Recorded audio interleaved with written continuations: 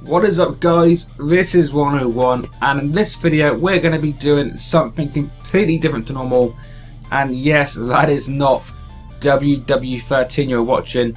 Thought I'd throw some GTA 4 up just for a bit of fun and to be a bit different, so let me know guys whether you want to see some more of that. But in this one we're going to be speaking about E3, and first off, did you guys watch it? I sat at my computer all day yesterday and some very cool stuff to see. Definitely a good day for all of gamers, whether you're on the Xbox side or the PlayStation side. Definitely a very entertaining day overall.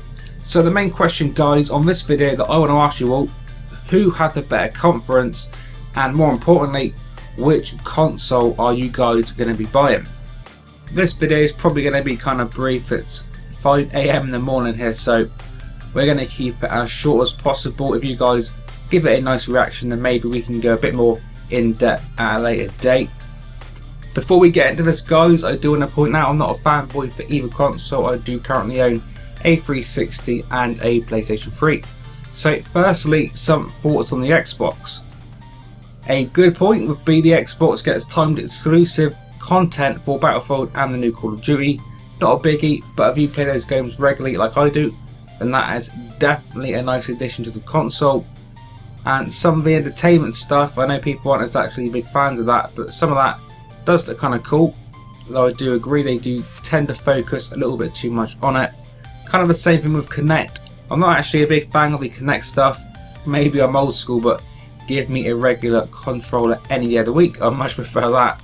But if you're that way inclined with the new Kinect stuff and all the entertainment stuff, then I guess some of that is really cool and showing some great technology. The only thing with the Kinect is I don't like the fact that it's apparently always turned on. It's always kind of watching you and listening to you, so for me, I'm not quite sure why, but that is kind of a big put off. But I don't know, we'll see. Hopefully some more details on that will come out, which maybe will put me a bit more at ease. And continuing with the Xbox, they did show some cool exclusives, my favourite being the new Dead Rising as well as Titanfall, which is a new game. Both games look really cool, so definitely interested in seeing some more footage on those. Hopefully we're going to be getting some more maybe today or tomorrow. But the main bad points of the Xbox, firstly the price. Over here in the UK, the new Xbox is going to be £429, which is a little more than I expected it to be, especially when you consider that's not including any games, I don't think. So including games, you are going to be looking at £500+ maybe, which isn't huge money, but as far as a gaming console goes, you know, that is a substantial amount.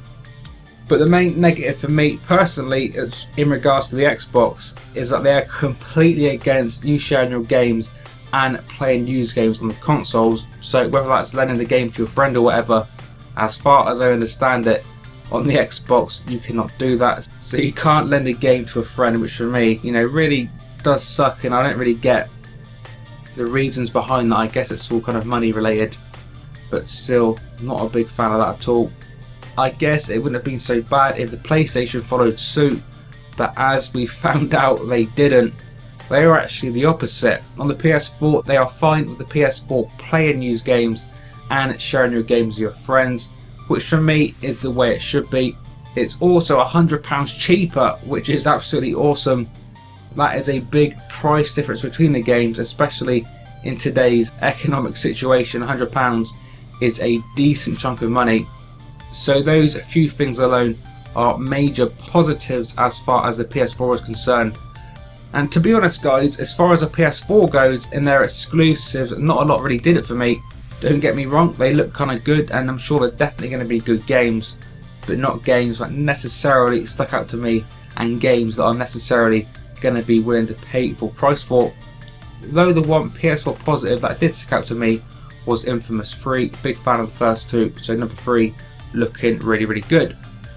As far as negatives go for the PS4, the only negatives I can think of for the PS4 is that it now appears that you've got to pay to play online with PlayStation Plus. I think you can play without Plus and play offline games normally, but if I understand it correctly, to play multiplayer, say for Call of Duty, I think you need to pay, I think it was $5 a month for PlayStation Plus. So I could be wrong there guys. As I said, I'm recording this really late, or really early in the morning. So not a big deal, but I guess if you had to find any negatives, then that would be one. So thoughts overall, I think the PS4 won the day hands down for the price and stance on news games alone. That's not to say the Xbox One will be bad. As I said, I actually think some of the exclusives for the Xbox One actually stood out over the PS4 exclusives. So the Xbox One is going to be a great console, but their stance alone on playing news games and sharing games with your friends, all of that is a major put off for me. Especially with PS4 being the opposite, they're more than happy for you to play used games, more than happy for you to lend the games out. Not to mention it's £100 cheaper. So for those few things alone, I think the PS4 is the console for me and the console that won the day.